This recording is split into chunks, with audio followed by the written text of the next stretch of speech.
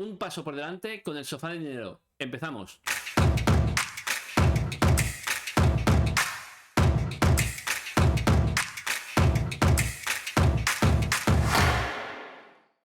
Bienvenidos una nueva semana a El Sofá de Dinero, el programa semanal de educación financiera que yo, Juan Marcos López, hago todas las semanas para poder compartir, analizar cómo va la situación económica. Este programa es un poco diferente porque como estamos de puente, vamos a descansar un poquito y he decidido coger una recopilación de algunas noticias y comentarios que hice hace bastantes meses, de hecho, incluso más de un año, para que veamos cómo siempre que ves El Sofá de Dinero vas un paso por delante de tus finanzas personales. Recuerda que si estás en YouTube, dale a me gusta porque me ayudas un montón y a ti no te cuesta nada. Suscríbete para estar al día de las últimas novedades y dale a las notificaciones y deja tus comentarios, que es importante que entre todos podamos aportar valor y discutir sobre los temas. Como te digo, el programa de hoy vamos a hacer una recopilación sobre algunos 3 o 4 noticias o comentarios y reflexiones que hice hace bastante tiempo para que veamos cómo cuando escuchas el Sofá de Dinero, cuando ves el programa del Sofá de Dinero, vas por delante y puedes prevenir lo que va a suceder en los próximos meses y te puedes preparar y puedes planificar tus finanzas personales para que no te pille desprevenido. Vamos allá. Seguimos con noticias que no son muy... O sea, que esta me ha dolido mucho, me ha tocado el corazón, o sea, yo me entristecí cuando leí esta noticia, y es que el gobierno quita el estudio de la inflación, fíjate, del déficit y de los planes de pensiones del programa de la ESO, la enseñanza secundaria obligatoria, aquí en España. O sea, aquello que es más necesario en términos económicos, evidentemente, en términos financieros, para el día a día de un ciudadano en un país, en España, que es la inflación, o sea, cómo suben los precios de las cosas que consumimos o los servicios que consumimos, el déficit de lo que significa tener deuda y vivir endeudado, incluso España, que es un país sumamente endeudado, o los planes de pensiones, que es cómo vamos a vivir los años jubilados, sean 2 años, que esperemos que no sean 2 años, que no vivas 2 años, ni yo tampoco, o sean 20 años o 30 años, que es lo que posiblemente podrías vivir, pues eso no lo vamos a estudiar. O sea, ya nuestros adolescentes en la ESO no van a estudiar eso. Y la verdad es que a mí eso me entristece muchísimo, porque realmente la educación lo es todo, pero para expresarlo de una manera diferente y que no sea yo siempre hablando, y creo que en este formato estamos consiguiendo ser muy dinámicos, quiero ponerte otro vídeo para que veas a Antonio Escotado, que precisamente ha fallecido este fin de semana, no sé si hoy o ayer, falleció con 80 años, es un filósofo, un intelectual, ha estado en la cárcel, bueno, la ha liado un poco parda también, pero tenía unas reflexiones realmente muy, muy buenas. Y quiero ponerte un breve vídeo para que veas la reflexión que hace él y cómo enfoca el tema de la educación y lo importante que es. Vamos a verlo. Sin duda. Que un país no es rico porque tenga diamantes o petróleo. Un país es rico porque tiene educación. Educación significa que aunque puedas robar, no robas. Educación significa que tú vas pasando por la calle, la acera es estrecha, y tú te bajas y dices, disculpe. Educación es que aunque vas a pagar la factura de una tienda o de un restaurante, dices gracias cuando te la traen. Das propina y cuando te devuelven, lo último que te devuelvan, vuelves a decir gracias. Cuando un pueblo tiene eso, cuando un pueblo tiene educación, un pueblo es rico. O sea, en definitiva, la riqueza es conocimiento. Ahí lo tenemos.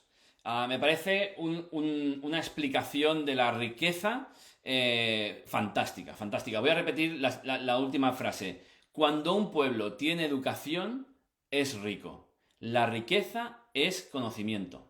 Y es que, en realidad, cuando tienes el conocimiento adecuado sobre diversas materias, sobre cómo funcionan las cosas, sobre cómo te relacionas con los demás, ahí es cuando la verdadera riqueza florece y asoma en tu vida. No porque tengas un buen coche, no porque vivas en una gran casa, en un buen barrio, no porque vistas la ropa de ciertas marcas lujosas. Eso no es riqueza. Eso son posesiones materiales que pueden hacer tu vida más cómoda, más agradable o más bonita de ver, pero la educación es algo mucho más profundo al ser humano e inherente a la manera en la que nos relacionamos con nosotros mismos y con las demás personas. Y creo que en este vídeo se explica de una manera sublime y además me recuerda que parece que el gobierno, y me da igual el gobierno que está ahora o el que estaba antes, o sea, porque llevamos unas cuantas años que no aceptamos ni con unos ni con otros.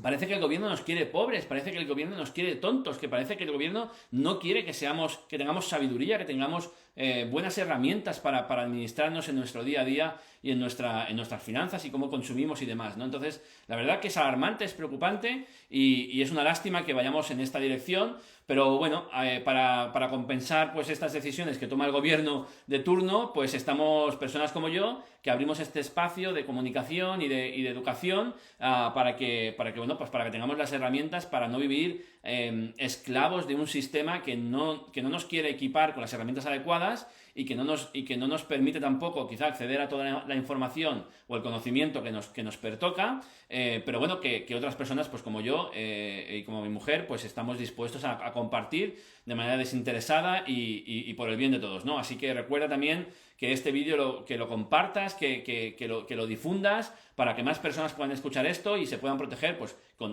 para el Black Friday, para el consumo, para la inflación, para cómo suben los precios, etcétera, etcétera.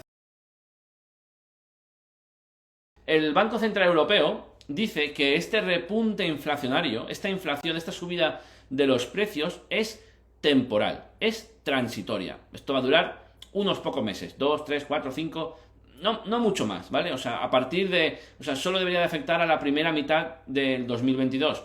Ojo, cuidado, ¿eh? O sea, estamos hablando de que ya llevamos unos meses con la inflación cuesta arriba. Dicen que esto va a seguir unos 3, 4, 5, 6 meses más. Por lo tanto, nos vamos a situar en un periodo como mínimo de un año en el que la inflación ha estado subiendo. Y como siempre digo, tu sueldo y el mío no sube en esa proporción. Así que con esto ya te puedes dar una idea del panorama que tenemos por delante. Pero lo mejor de todo de esta noticia es que los empleados del Banco Central Europeo piden que sus sueldos se aumenten al mismo porcentaje que ha aumentado la inflación. Entonces, tenemos por un lado al Banco Central Europeo que dice que esto no pasa nada, que esto es transitorio, que no nos preocupemos, que estos son unos mesecitos y ya está. Pero tenemos a sus empleados que dicen que, ojo, cuidado, que ellos quieren que suba un 4,1%, que es la media de inflación en la eurozona, en Europa, ¿vale? Entonces ellos quieren que sus sueldos suban un 4,1% y han rechazado la propuesta inicial de un 1, no sé cuántos, ¿vale? Porque ellos no están dispuestos me imagino que ellos sí saben que esto no va a durar 2, 3, 4, 5, 6 meses, que esto va a durar mucho más. Entonces, ellos dicen, a mí no me vendas la moto, que yo no soy de los que no tienen información, que yo estoy aquí, yo veo las tripas de todo esto y te pido por favor que me subas al menos el coste de la inflación porque lo vamos a tener que soportar durante un periodo de tiempo más largo. A mí me encantaría estar con todo esto, que estas noticias negativas o no tan optimistas, ojalá esté equivocado, ¿vale? Ojalá ya no solo yo, sino todos los medios y todos los referentes y todos los analistas económicos de los que me nutro para poder compartir esa información, porque tampoco es que yo no me atrevería jamás a ponerme aquí delante y decir, bueno, es que yo creo que esto va a ir. No. O sea, yo cuando comparto una información aquí, la he buscado en los medios de comunicación que son más transversales, digamos, que no están tan comprados por los gobiernos, que muestran una información más o menos razonable, transparente, y busco a personas pues que dicen la verdad, ¿sabes? Porque yo lo que quiero en este espacio es compartir lo más realista, la información más realista posible para que tú puedas tomar las mejores decisiones posibles, ¿vale? Y como verás, como siempre te animo a ser prudente y a ir con cuidado y a no dejarte llevar por un optimismo y una alegría y una magia pues descontrolada o irrealista, pues tampoco te estoy recomendando algo malo para tu vida, ¿vale? Así que en el peor de los casos solo te estoy ayudando a ahorrar, pero en el mejor de los casos te estoy preparando para los tiempos que no son tan óptimos como nos están vendiendo, ¿vale? Así que el Banco Central Europeo nos dice que no pasa nada, pero sus empleados, que saben lo que se está moviendo ahí dentro, dicen que no, que ellos quieren una subida del sueldo al mismo ratio, digamos, al mismo porcentaje que ha subido la inflación. Si tú consigues para el 2021 una subida de tu sueldo del mismo porcentaje que te da, que ha resultado la inflación anual, de verdad que le puedes dar un beso a tu jefe o a la persona que decida ese aumento de salario.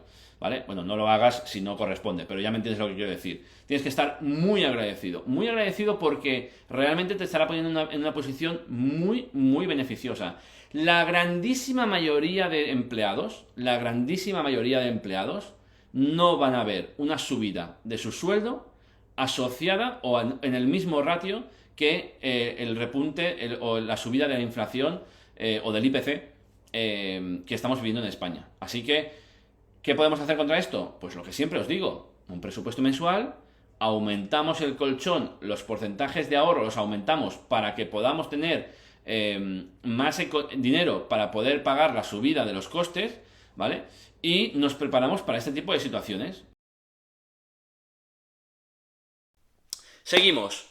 Ojo con la estanflación, que es un palabra rarísimo, pero que vamos a intentar entenderlo.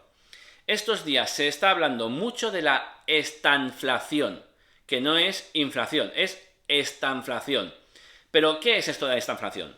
La estanflación, que parece un insulto, pero no, es una palabra que existe, es un concepto económico que implica la aceleración de la inflación, o sea, que vaya increciendo, que vaya subiendo la inflación, a la vez que hay una elevada tasa de desempleo, ¿vale? O sea, que hay mucha gente en el paro. Entonces, suben los precios del consumo, todo se vuelve más caro y encima hay mucha gente en el paro, por lo tanto, no tienen la capacidad económica como para alimentar el sistema y se monta una fiesta impresionante, ¿vale? El término surgió como fusión de los vocablos que estancamiento, por el desempleo, e inflación, ¿vale? Y esto es lo que está sucediendo actualmente. Voy a leer unos cuantos párrafos porque son importantes y están tan bien explicados que lo van a explicar mejor que yo. La fragilidad de la economía, el desempleo, el parón industrial y la subida de los precios y el coste de los bienes son los que están provocando esta estanflación. En España no se dan todas las características de la estanflación, técnicamente.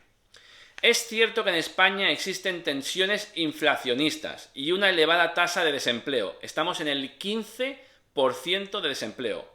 Tela. Sin embargo, no se da la tercera premisa o la tercera regla para la estanflación, porque está previsto que el PIB crezca el 6,5% este año y el 7% en el 2022. Escucha atentamente que esto vale oro, ¿eh? Pero habría que añadir un matiz. No se trata tanto de crecimiento, sino de la recuperación de parte de lo que hemos perdido durante la pandemia. Es el efecto llamado botella de champán, una ilusión óptica. Hago una pausa aquí.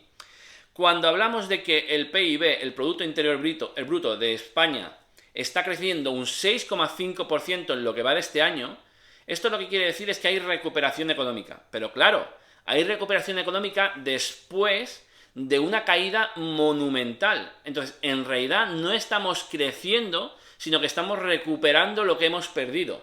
¿Se entiende, verdad, esto? Por eso habla de que es un matiz, que no se trata de crecimiento, sino de que recuperamos, ¿vale? Seguimos.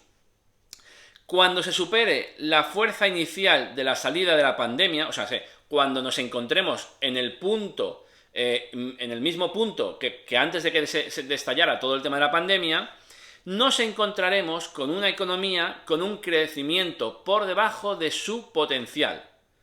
Las previsiones que hace el Fondo Monetario Internacional van en esta dirección.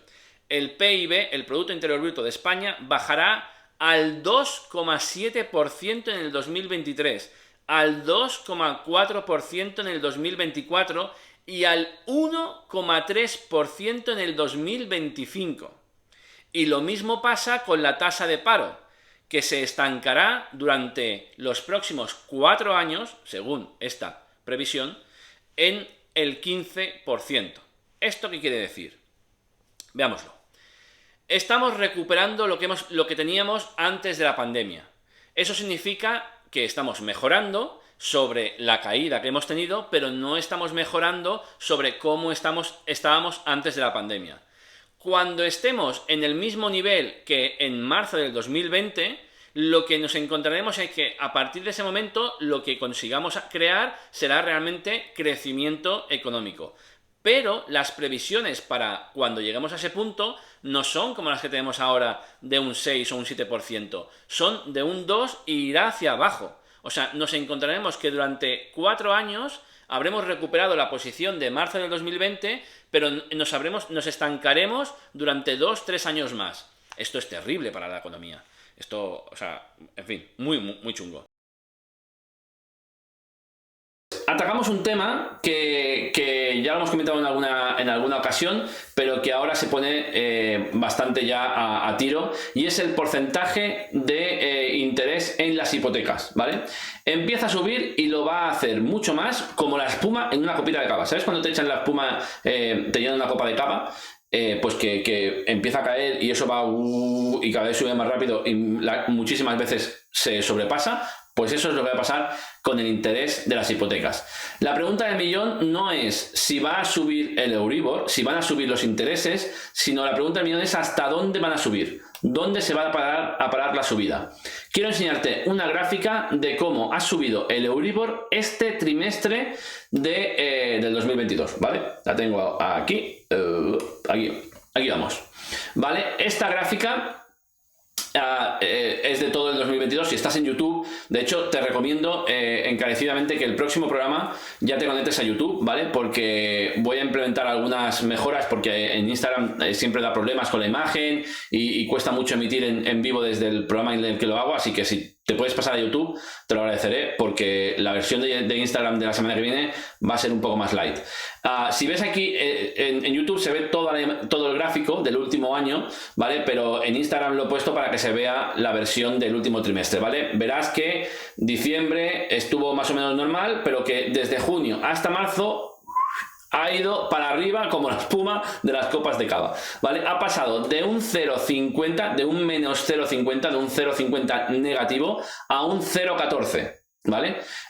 Incluso la semana pasada, el jueves, tocó el 0,07% del Euribor. Esto quiere decir que si tú tienes una hipoteca variable, ¿vale? Con interés variable, es un interés fijo más el Euribor, ¿vale? Pues ese más el Euribor ha estado en menos 0,50 durante mucho tiempo, ¿vale? Tengo otra imagen aquí que se ve también, que puedes ver a lo largo de los últimos 10 años ha estado en negativo, ¿vale? El Euribor, pero, bueno, no, de los 10 años no, de los últimos 5 o 6, 7, ¿vale? Ha estado en negativo, pero ya vuelve a hacer una curvita y tenemos dos montañas. Si estás en YouTube, insisto, pues ves las dos montañas, ¿vale? La pregunta está clara. ¿Vamos a qué tipo de Euribor vamos? ¿Vamos a entrar en positivo? Ahí tengo otra respuesta y no la doy yo, ¿vale? Esta es la respuesta en cuanto a las previsiones de los bancos en España sobre el Euribor. Para este año existe unanimidad respecto a que veremos el Euribor en valores positivos antes de diciembre. Bankinter dice que el 0,22, CaixaBank el 0,13 y Funcas el 0,16. Y mi perro está ladrando porque está de acuerdo con lo que estoy diciendo. Dicho esto, está claro que este año va a entrar en positivo, ¿vale? Ojalá nos equivoquemos, ojalá los bancos también se equivoquen, pero todo lo que está pasando con el tema de la inflación, ¿vale? Y para parar o frenar la crisis económica o la recesión económica, que eso te voy a hablar en el próximo programa, porque me lo voy a preparar un poco mejor, todo esto ha hecho que los bancos empiecen a subir los tipos de interés de las hipotecas. De ahí que en los próximos años se va a encarecer el coste de adquisición de una vivienda. Si nosotros, no veas el perro hoy, si nosotros, por ejemplo, estamos pagando un 1,7%, si no recuerdo mal, de interés por la hipoteca que contratamos, pues seguramente si alguien va de aquí a 1 o 2 años a contratar el mismo precio, el mismo valor de hipoteca, pues estará pagando pues un 2%, un 2,5%, etcétera, etcétera. De hecho, estoy ayudando a una familia a buscar hipoteca y me han cambiado varias veces las condiciones porque el banco está revisando estas semanas y no se quiere comprometer a un interés demasiado bajo durante 30 años si ve que puede perder dinero, ¿vale? Porque al final el banco, evidentemente, aquí lo que quiere es ganar dinero. Entonces, esta hipoteca nos está costando un poco más cerrarla, y bueno, pues porque básicamente las condiciones cambian. Si no las cierras al minuto o en ese mismo día prácticamente no te aguantan las condiciones del interés y de la hipoteca. Así están las cosas. Así que, si tenías pensado comprar, es un momento importante para conseguir un interés más bajo que los próximos años, evidentemente, según los datos que tenemos hoy. No se sabe si volverá el Euribor volverá al 2% donde estuvo o volverá al 5% que fue justo antes del estallido de la burbuja inmobiliaria. Pero evidentemente tienes que planificar esto, tienes que planificar, cuando hablamos de planificación financiera, la gran mayoría lo usa para hablar de inversiones y hablar de ese tipo de cosas, pero planificar la compra de una casa o de una propiedad, de un piso donde vas a vivir, donde te vas a jubilar, si Dios quiere y todo va bien, es importantísimo, y hacerlo en el momento correcto te puede ayudar a ahorrar mucho dinero o a gastar mucho dinero, ¿vale? Y por eso estoy hablando de este tema y por eso te estoy animando a que vayas con cuidado y que empieces a revisar si este es el año en el que te puedes meter en una nueva hipoteca o no puede serlo, y entonces no pasa nada. Si no puede serlo, no pasa nada. Pero si puedes, es muy probable que sea un buen año todavía para meterse antes de que los intereses suban en los próximos años. Bien, pues este ha sido el programa de hoy. Compártelo, envíaselo a tus amigos, a tu familia, para que puedan mejorar, para que puedan aprender sobre finanzas personales, sobre cómo la economía nos influye y nos afecta y qué decisiones podemos tomar. Espero que te haya gustado. Nos vemos la semana que viene. Disfruta del puente como nosotros lo vamos a hacer. Y espero que tengas una buena semana. Y nos vemos en el Sofá de Dinero cada lunes a las 10 para hablar de finanzas, de economía y de cómo podemos planificar nuestras finanzas personales. Que tengas una buena semana. Chao.